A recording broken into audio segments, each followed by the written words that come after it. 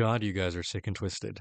I kind of like it. Now, when it comes to pack animals, obviously wolves come to mind first for most people in this hemisphere, but I feel they're overrepresented, honestly. And we already do have wolf legendaries, so let's look for some other pack animals to run this design around. Let's see, we have geese, lions. Lions are cool, but we already have a lion legendary. Dolphins, orca, meerkats, ants, hyenas. I love hyenas, but I don't think that they or most of the other creatures I've mentioned here have legendary Pokemon aura. Elephants, though, certainly. As I mentioned in a previous video, I like to immediately think of a story behind whatever design suggestions you guys make, and the commenter who suggested this already got us started on that. I spun the wheel of Pokemon types and rolled rock, so what if there was a younger or even baby member of some sort of elephant type Pokemon pack who got stuck in the quicksand during a horrible storm, meaning the rest of its herd couldn't stick around to try to get it out? And over time, as it got more and more trapped, covered, and unable to move, it started relying more on its mind to keep it going. They say an elephant never forgets, and elephants are pretty famous for their intelligence, so I think a secondary psychic typing would be very fitting here. There were a lot of elements that were inspirations for this design. I wanted to evoke Zunisha from One Piece, Psychic Tandem War Elephant from Adventure Time. Though I haven't played the games, I am very enamored by Sharpedo Bluff from one of the Mystery Dungeon games,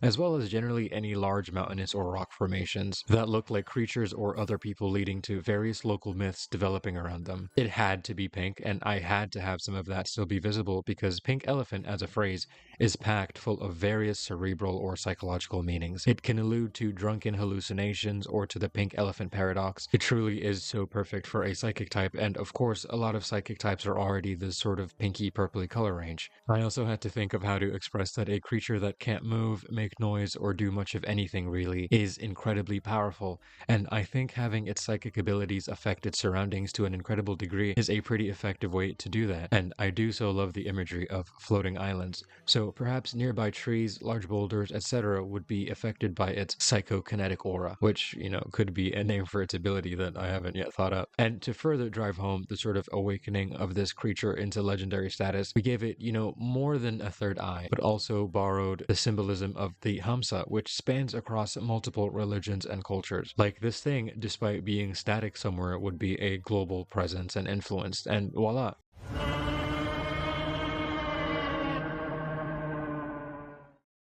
As always, I am not at all the best with coming up with the names of these things, so if any come to mind for you guys, or if you have your own ideas for a concept animal or strange type matchup you'd like to see me take a crack at designing, please do leave a comment and the next one could be yours. I'm also planning to make a full-length YouTube video sometime over the next 2 weeks going further into depth on my design philosophies and thought processes on all the creatures we've designed so far, so if that's something you're interested in, please do keep an eye on the channel. Till then, thanks for watching, and see you next time on the Elseworld Pokédex.